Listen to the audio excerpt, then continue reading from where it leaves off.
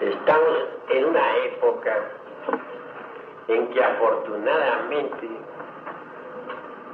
se puede hablar de asuntos esotéricos públicamente a la luz del día o en las tinieblas de la noche.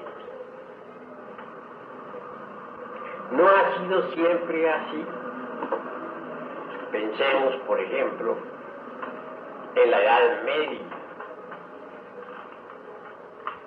con su famosa Inquisición, que algunos atribuyen a Gregorio IX y otros a Santo Domingo. En todo caso fue espantosa la Inquisición. No quiere decirse que en la Edad Media no hubiera esoterismo. Sí lo hubo, y muy grande. Recordemos a Cornelio Agripa, a Felipe Teofastro, Bombastro de Ongenay, a Aureola Paracelso.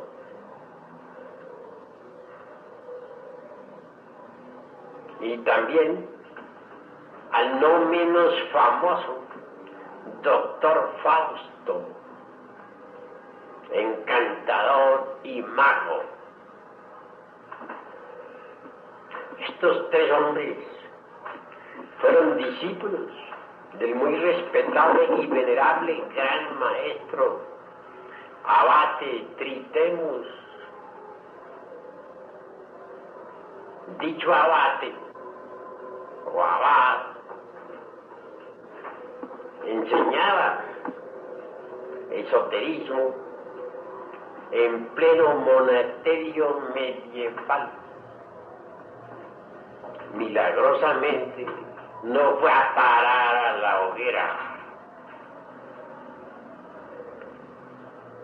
Así pues, al lado de la horrible Inquisición y de las hogueras encendidas por la Iglesia de Roma, por la Iglesia Católica, existió dentro de los mismos monasterios el esoterismo.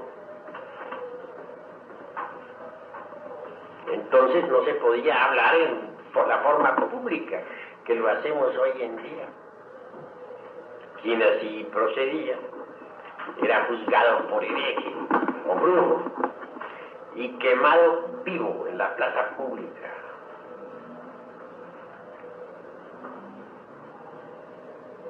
Se ha hablado mucho sobre la Inquisición,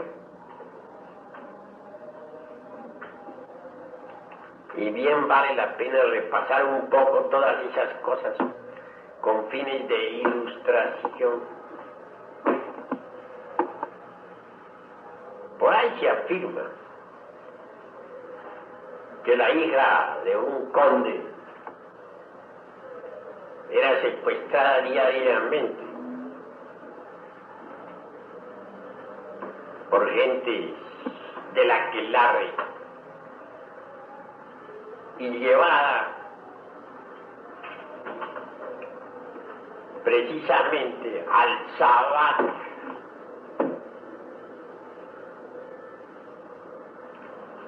Esto sucedía por allá en el siglo XV. Fue entonces cuando la Iglesia Católica encendió sus hogueras con furor espantoso. Y miles de personas acusadas de brujería eran quemadas vivas. Cosa lamentable, ¿verdad? Por ahí no falta entre los tantos que han escrito sobre la Inquisición y el Santo Oficio, quienes con minuciosidad de detalles hayan expuesto las torturas inquisitoriales recordemos a cierto autor que decía que como quiera que las brujas al ser echadas en el agua no se hundían, flotaban, porque el demonio les ayudaba, que había entonces que someterlas a otras torturas.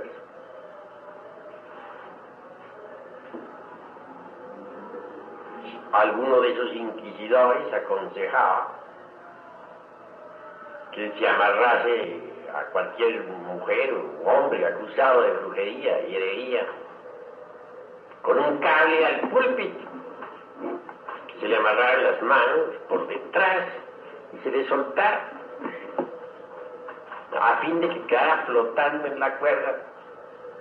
Piensen ustedes lo que significa ese martirio. Manos amarradas por la espalda, por detrás, y además sostenidas o unidas al púlpito por un cable, que no es tan espantoso sentiría aquella víctima. Afirmaba pues el inquisidor ese que ese era un sistema magnífico, porque el brujo viéndose o bruja viéndose en esas circunstancias volvería por sí mismo mediante su brujería y con ayuda del demonio a colocarse sobre el púlpito, y que entonces cantaba, es decir, confesaba su delito. En Turquía también llegó la Inquisición, siendo que los turcos son más que todo mahometanos. Y por ahí alguno de esos escritores inquisitoriales decía que pullar levantar las uñas de las brujas y brujos y meterles clavos para que sintieran gran dolor, que llevarlos a la torre de martirio o al potro, que quemarles los pies, etc. Que todo eso era parte de la justicia divina y humana. Piensen ustedes esa criminosidad, ese sadismo tan espantoso de la Inquisición.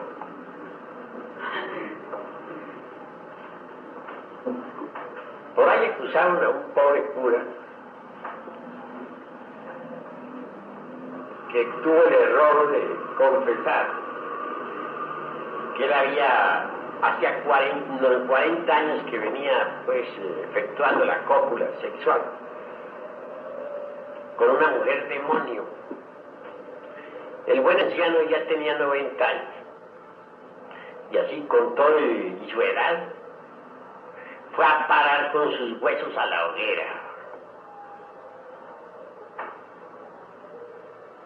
Y otro monje por ahí que también dijo que venía siempre acompañado por un demonio hembra invisible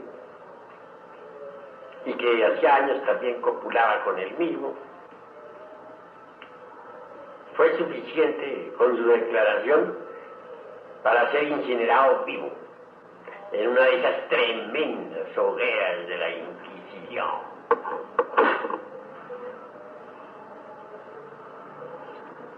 Entre todas las actas de fe de la Inquisición, hay una en que se dice que por ahí un sujeto en Alemania, andando por un prado, por un bosque,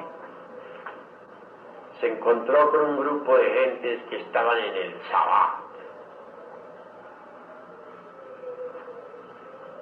Cuando esas personas se sintieron descubiertas, obviamente se sumergieron completamente en la cuarta vertical y desaparecieron, pero dejaron en el terreno una copa en la que figuraban distintos nombres de personas de renombrada personalidad. Claro, no podía ser para menos. La copa fue a la Inquisición, y las personas que figuraban en esa copa a la hoguera. procedían, el Papa Silvestre, León Magno, eran considerados brujos, etcétera, etcétera, etcétera. Muchas cosas. En todo caso, las hogueras de la Inquisición en pleno furor fueron terribles. No negamos que hayan existido los aquelarres, pero también se quemó viva a mucha gente por herejía. Muchos gnósticos fueron quemados vivos. Tenemos a los albigenses, que fueron asesinados también en la hoguera. Y a distintas comunidades esotéricas. Los templarios, juzgados también por herejía y brujería y perseguidos. Pero los caballeros templarios continuaron en secreto. Entre las cosas que se decían en la Edad Media, figura aquella en que el diablo se aparecía pues ante las gentes del aquelarre, ante las arpías y los zánganos, en la figura del macho cabrío, o de un gato negro, o de un fantasma.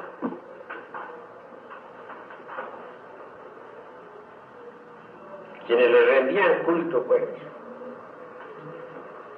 tenían derecho a participar en dichos aquelarres. Hoy en día hablar esto en pleno siglo XX, que se considera el siglo de las luces, aunque de tal no tenga nada, resulta como un poquito extemporáneo, como fuera de onda, como dicen por ahí, sobre todo en épocas en que se habla del átomo, y de los rayos alfa, beta y gamma, y del rayo láser, que en un par de segundos está en la luna, etc. Pero realmente la brujería existió. Por ahí algún papa tronaba y relampagueaba. Era Gregorio IX. Lanzaba sus anatemas contra los brujos. Decía que el alto clero estaba lleno de brujería. Los brujos lanzaban rayos, hacían llover granizo, dañaban las cosechas, etcétera, etcétera, etcétera. Total, a la hoguera con todos ellos. Cuando había alguna tempestad muy fuerte, también se les pasaba la mano. Y si alguna persona por ahí era sospechosa de brujería, sin más ni más, a la hoguera. Así morían miles de personas anualmente. Toda Europa quedó enlutada. Resultó que todos eran brujos. Cuando hasta el mismo famoso doctor Bacon fue juzgado como brujo. Si es cierto que no lo quemaron vivo, por lo menos sí le quitaron la libertad. Fue a parar con sus huesos a la cárcel. Ahí murió en un calabozo de la Inquisición. Todavía no me explico cómo el doctor Fausto no cayó en esa redada, siendo tan famoso como era. Pero ese río de la Inquisición. Obviamente el doctor Fausto poseía poderes extraordinarios. Y en cuanto a Cornelio Agripa, parecía un vagabundo por ahí de ciudad en ciudad, siempre errante, acusado de brujo y de hechicero y no sé qué más. Tampoco pudo ser atrapado por los señores del Santo Oficio.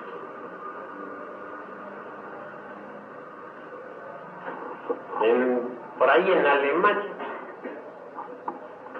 existía un brujo que dicen que a pleno mediodía se levantaba así del suelo flotando se metía entre la cuarta vertical ante la humanidad entera, ante el veredicto solemne de la conciencia pública. Su mujer asustada trataba de aprehenderlo, aunque fuera por los pies. Y las gentes enfurecidas desenvainaban sus espadas. Pero ni su mujer ni las espadas lograban hacerle ningún daño. ¿Qué se hizo ese brujo? Nadie lo sabe. Alquimistas existieron y muy famosos. Recordemos al muy famoso Nicolás Flamel, tan grandioso, que escribió magníficas obras, que hizo tanto por la humanidad. Nicolás Flamel enseñó detalladamente todos los pasos de la gran obra. No cayó en la Inquisición, y ese es un milagro. Tampoco cayeron centibones. Ni el muy famoso Raimundo Lulio. Raimundo Lulio murió porque lo lapidaron por allá en el mundo árabe. Se fue a dar enseñanzas por allá a los moros, en su afán de llevar el cristianismo esotérico. Si hubiera enseñado a los sufis, nada le habría sucedido. Pero desafortunadamente se dirigió a un pueblo fanático que nada sabía sobre esoterismo. Y a piedras le mataron. De Nicolás Flamel, famoso alquimista medieval, les diré que todavía vive y que goza de perfecta salud. Repetiré pues, aquí a fin de que quede grabado lo que estoy diciendo, que Nicolás Flamel, el famoso alquimista medieval, aún vive todavía y goza de perfecta salud. Diré que reside en el Indostán con su antigua esposa Perinagi. Tiene el elixir de larga vida, la medicina universal y la piedra filosofal. Realizó toda la gran obra. Es un inmortal. Así pues, aunque parezca extraño lo que digo, de entre el polvo de los siglos allá, de entre las fosas sepulcrales de la época inquisitorial, surgen maestros que aún viven con el mismo cuerpo físico que entonces tuvieran. El conde San Germán es un gran Mahatma, inmortal. Alguna vez asistió a una danza, pues, de la que no porque él fuera allí a bailar, ni mucho menos, sino con el propósito de investigar, observar, estudiar, que es diferente. Si de brujería se trata, y hay hubo tantas persecuciones, no es extraño pues que al mismo Jesús de Nazaret lo hayan acusado de brujo y lo hayan crucificado. Máxime cuando Jesús fue llevado por Lucifer a la parte superior del templo. Máxime cuando también fue llevado por el mismo Lucifer a la cumbre de una montaña,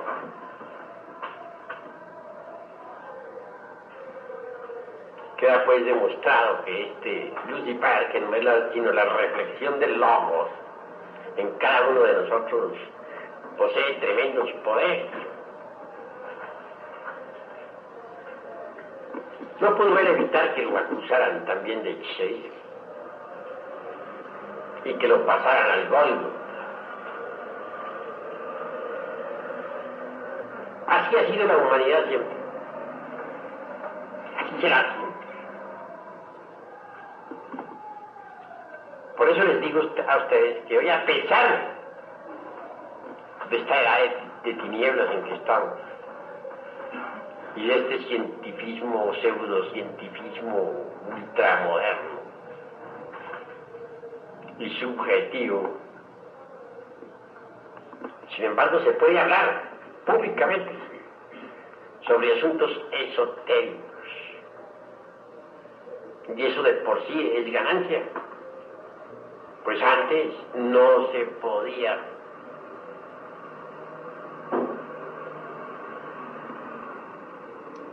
Prosiguiendo con esta disertación, les diré a ustedes que resulta importante convertirse uno en investigador de la vida, en las dimensiones superiores de la naturaleza y del cosmos. Cuando uno aprende a salir del cuerpo físico a voluntad, entonces puede ver, oír, tocar y palpar las grandes realidades de los mundos suprasensibles. Cuando uno aprende a salir del cuerpo denso, intencionalmente, puede moverse en la región desconocida, en la quinta dimensión, y conocer directamente los misterios de la vida y de la muerte.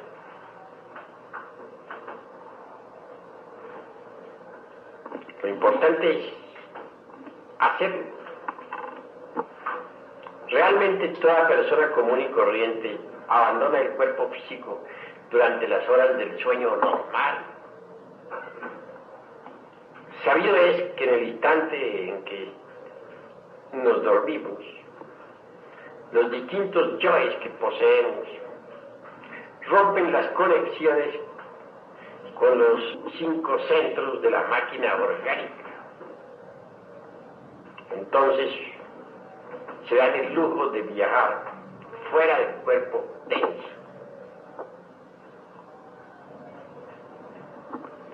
Obviamente, si uno pusiera atención a ese proceso psicológico existente entre vigilia y sueño, podría por sí mismo directamente y a voluntad salirse del cuerpo físico para viajar de verdad por los mundos suprasensibles. La clave es sencilla. Consiste en aprovechar el estado de transición entre vigilia y sueño. En esos instantes en que uno está dormitando, puede escaparse del cuerpo físico a voluntad. Si así procede, entra en la región suprasensible. No se trata de un proceso intelectivo. Lo que estoy diciendo debe traducirse en términos prácticos.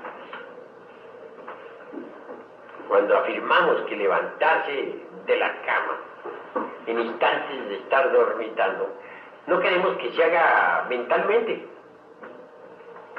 sino que se efectúe con tanta naturalidad, como cuando se levanta uno por las mañanas, ya después de haber dormido, para salir a su trabajo, tomar el desayuno.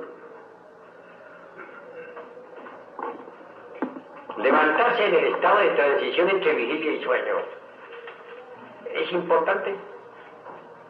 Cuando se hace así, las conexiones con el cuerpo físico, las conexiones con los cilindros de la máquina, quedan de hecho sueltas. Entonces, al proceder de esta manera, el cuerpo denso queda en la cama, mas por fuera queda la esencia, aunque embotellada entre el ego, para viajar a través del tiempo y del espacio.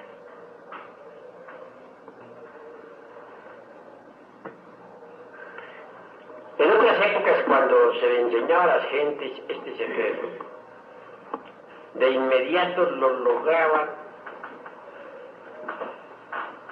Desafortunadamente, la involución humana ha entrado en su ciclo más destructivo,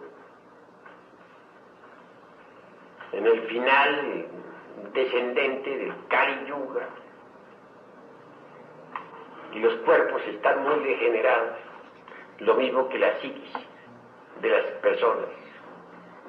Por ese motivo, y debido a tal deterioro psicológico,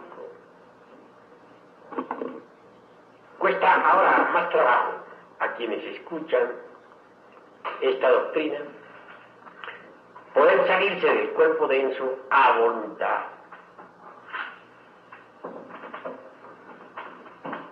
Si nosotros reflexionamos un poco en esto de la salida a voluntad, descubrimos que no es sino cuestión de atención, porque todo el mundo, al caer dormido, repito, rompe las conexiones con los cilindros de la máquina y queda fuera del cuerpo denso, pero involuntariamente. Si uno pone atención e imita a la naturaleza fielmente, haciendo lo que ella hace, está resuelto el problema, porque entonces lo hace uno voluntariamente. Lo que había hecho siempre en estado inatento, pasa a hacerlo en estado atento. Lo que había hecho involuntariamente lo vuelve voluntario. Es el mismo proceso. No veo yo dificultad en este asunto. Ahora, salirse del cuerpo físico, no hay quien no se salga. Aquellos que dicen que el desdoblamiento de la personalidad humana es peligroso,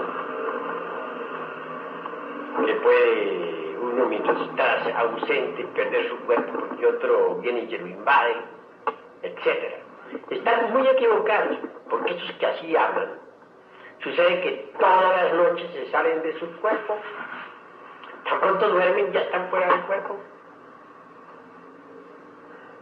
Desdoblarse intencionalmente equivale a darse uno cuenta de sus propias funciones naturales. No veo por qué sea peligroso darse uno cuenta de sus funciones naturales y cooperar con la naturaleza.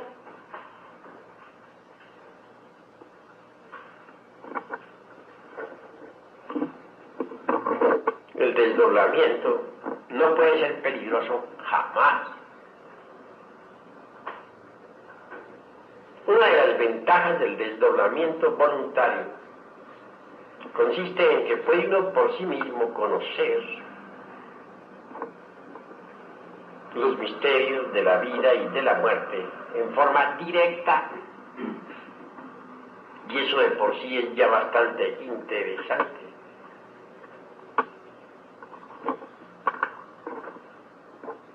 Hay gentes que creen que saben mucho porque han leído, pero en la práctica no saben nada.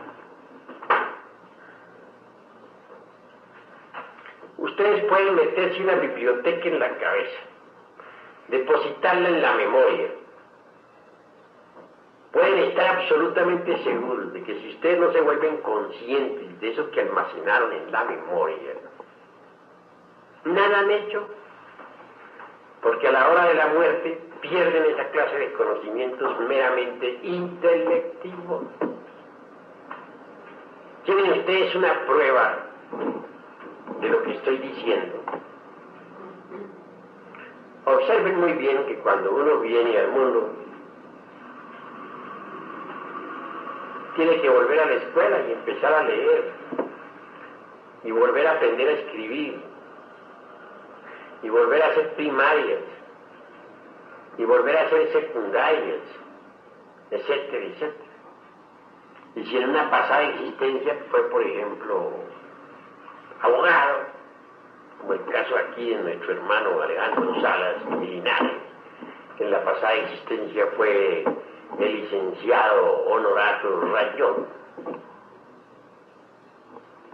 En la presente, pues tuvo que volver a estudiar y pasar por la universidad hasta recibirse como profesionista. Entonces quiere decir que lo que uno ha depositado únicamente en la memoria se pierde. Realmente solo permanece en uno aquello que uno depositó en la conciencia, ¿verdad?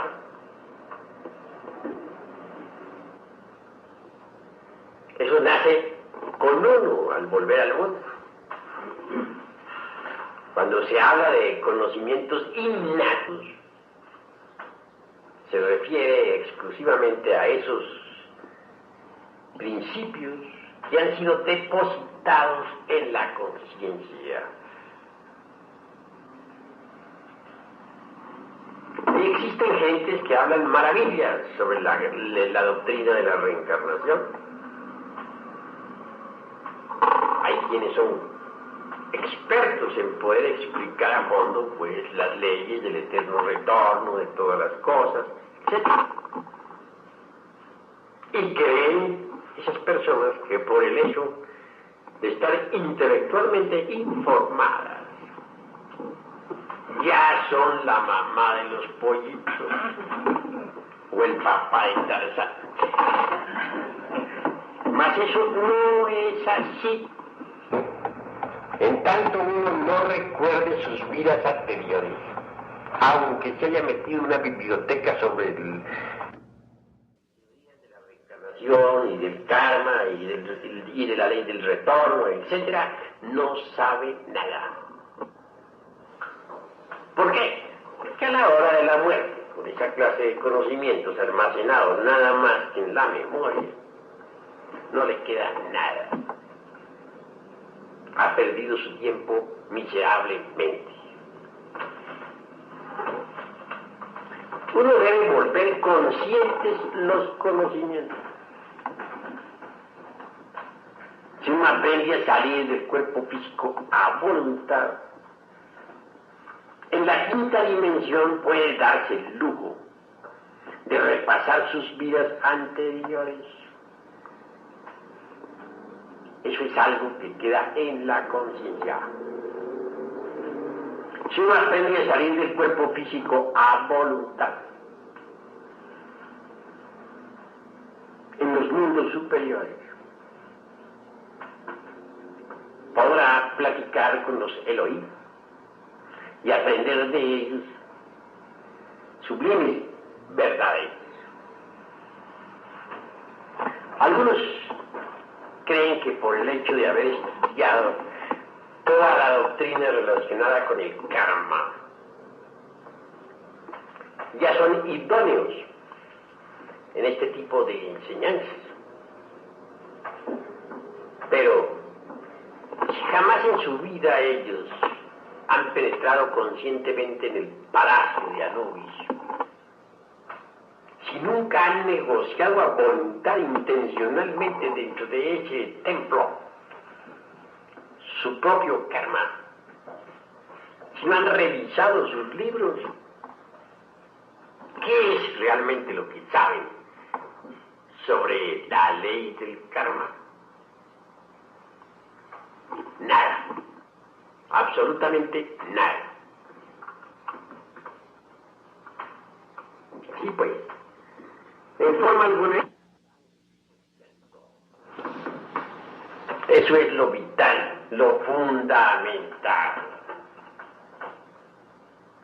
Afortunadamente, repito, estamos en esta época, una cátedra así, de este tipo, dada en plena Edad Media y en época en que la Iglesia había encendido sus hogueras, furiosa, terrible, era más que suficiente como para que todos los que estemos aquí en este lugar fuésemos llevados de hecho ante los tribunales del Santo Oficio. Así pues, si bien es cierto que estamos en una época de oscurantismo actualmente, por lo menos se puede hablar públicamente de estas cosas sin que nadie nos acuse de brujos. Entonces debemos aprovechar esta brillante oportunidad que tenemos para despertar conciencia. Eso es básico. En tanto una persona no despierte, realmente nada sabe. ¿Qué podría saber un dormido?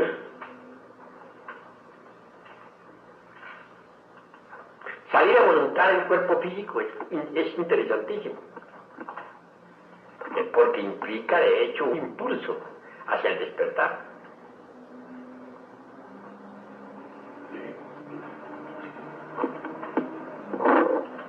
Que en épocas antiguas, medievales, hubiera gentes que metían el cuerpo en la cuarta vertical, como lo demostró Jesús de Nazaret caminando sobre el mar de Galilea, no es extraño. En la Edad Media, si Jesús hubiera realizado ese prodigio, lo hubieran llevado ante el tribunal del Santo Oficio. Es cierto también que después de que uno ha aprendido a salir del cuerpo físico a voluntad, puede darse el lujo de pasar a un estadio más avanzado de este conocimiento. Aunque parezca difícil o extraño a muchos, si alguien fuera del cuerpo físico pide al ángel de la guarda que traiga ante su presencia el cuerpo que yace dormido entre el lecho, ¿pueden estar ustedes completamente seguros de que serían asistidos? Y el ángel podría traerles realmente su vehículo material hacia el lugar donde ustedes estuviesen. Entonces, penetrando tal vehículo dentro de uno y uno dentro de él, podría moverse con su cuerpo denso en la quinta dimensión, para regresar un poco más tarde a su casa y a su cama. Ya no hay peligro como en cierta época inquisitorial en que un marido ofendido no tuvo ningún inconveniente en denunciar a su mujercita. Sería que aquel buen señor, al dormirse, no sospechaba nada de ella, pero al despertar la buscaba y no la hallaba. En principio pensó, francamente, que ella le estaría poniendo un buen par de cuernos. Y claro, el hombre estaba enfadado. La mujer, viendo pues que aquel caballero se daba cuenta de sus escapadas nocturnas y que lo peor del caso es que la estaba juzgando equivocadamente. Claro, le confesó que asistía al sábado y le enseñó las fórmulas para cargar el cuerpo. El hombre, como buen aprendiz de brujo, así lo hizo. Y cargó con el cuerpo de verdad. Era que en esa edad había más fe. Y eso no se puede negar. Y la fe es fundamental. Asistió, dice los cronistas inquisitoriales, el hombre con su esposa al Sabbat.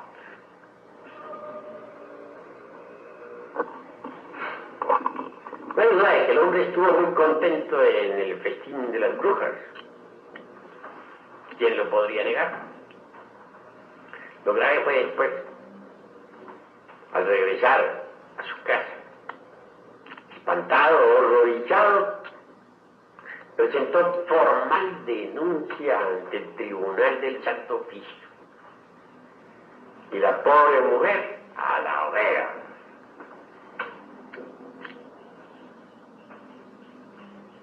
Así pues, hermanos, he platicado todo esto para hacerles ver cómo el esoterismo, que en otras épocas se enseñaba con tanta dificultad y en tanto secreto, hoy se puede hablar públicamente.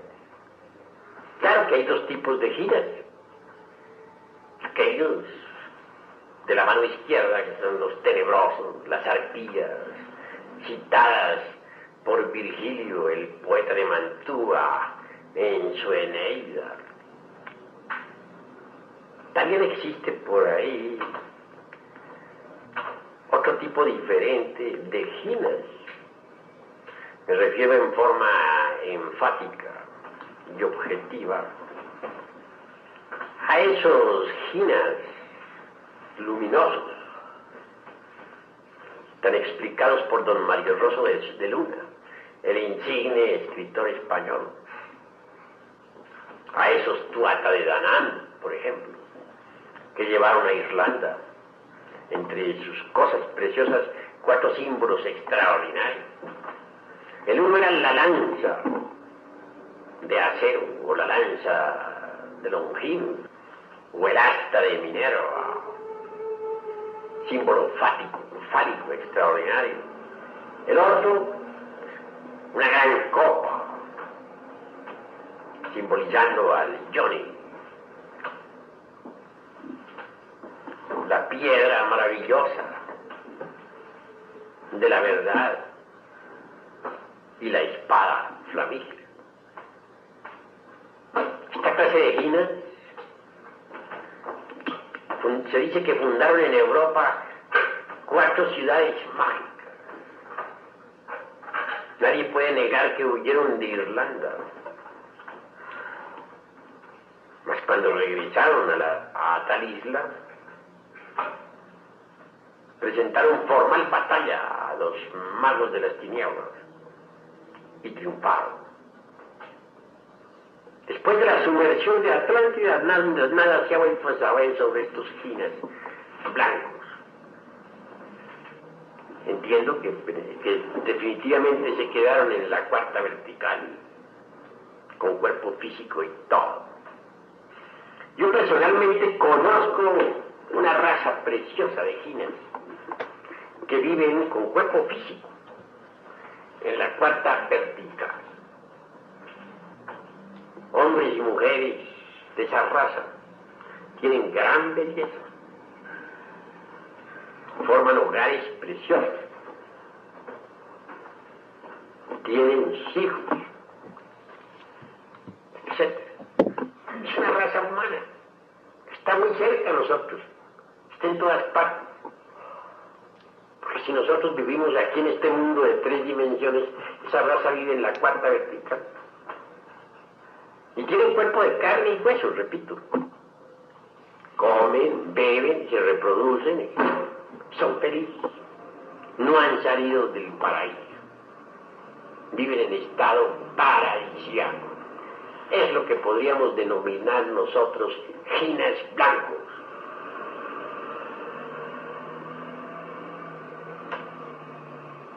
Así pues, si uno aprende a salir del cuerpo físico a voluntad, hace bien, para poder estudiar ya directamente los misterios del universo, o el ritual de la vida y de la muerte mientras llega el oficiante. Si uno aprende a cargar su cuerpo físico en estado de ginas, pues tanto mejor. Porque el cuerpo físico tiene muchas facultades que desarrolladas hacen de ese vehículo algo maravilloso.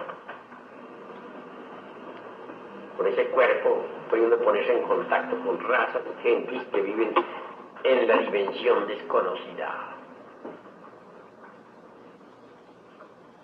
Pero si nos vamos únicamente a embotellar en teorías, más teorías, si no realizamos nada práctico, si no hacemos consciente aquello que estamos estudiando, si lo dejamos exclusivamente en la memoria, se perderá inevitablemente. La memoria es el principio formativo del centro intelectual. Cuando uno aspira a algo más, cuando uno anhela a través de la meditación hacerse consciente de aquello que tiene depositado en la memoria, de la última cátedra que hemos dado, del último libro esotérico, etc. Entonces, esos valores pasan a la parte emocional del mismo centro intelectual. Y cuando quiere conocer la honda significación de dichos conocimientos, y se entrega de lleno a la meditación, con emoción profunda y gran anhelo, obviamente tales conocimientos pasan al centro emocional propiamente dicho, que está en el corazón. Llega uno a sentirlos en el fondo de su alma. Y si ya quiere de verdad ahondar más, y su anhelo es demasiado profundo, dijéramos a vivenciarlo íntimamente. Por último, quedan depositados tales valores cognoscitivos en la esencia, es decir, en la conciencia. Entonces ya no se pierden jamás, nunca jamás. La esencia viene a quedar enriquecida con tales conocimientos. Esa es la forma, pues, de volver conscientes los propios conocimientos gnósticos que vamos adquiriendo. La meditación, pues, resulta formidable también para hacernos conscientes de los propios conocimientos. Mas no cometamos el error, repito, de dejar los conocimientos depositados exclusivamente en la memoria. Porque si así procedemos, a la hora de la muerte los perdemos.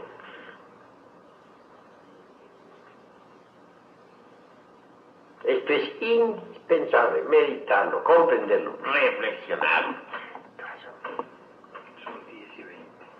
Bueno, hermano, vamos ahora a pasar a nuestra cadena de curación.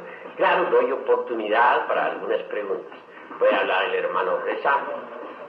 Digo, eso que acabamos de exponer en este momento, pienso que constituye en el fondo el proceso que integra la teoría del conocimiento del gnosticismo. Y ahora me pregunto, ¿este aspecto tiene alguna relación con la percepción a la que se refiere Kant en la crítica de la razón pura?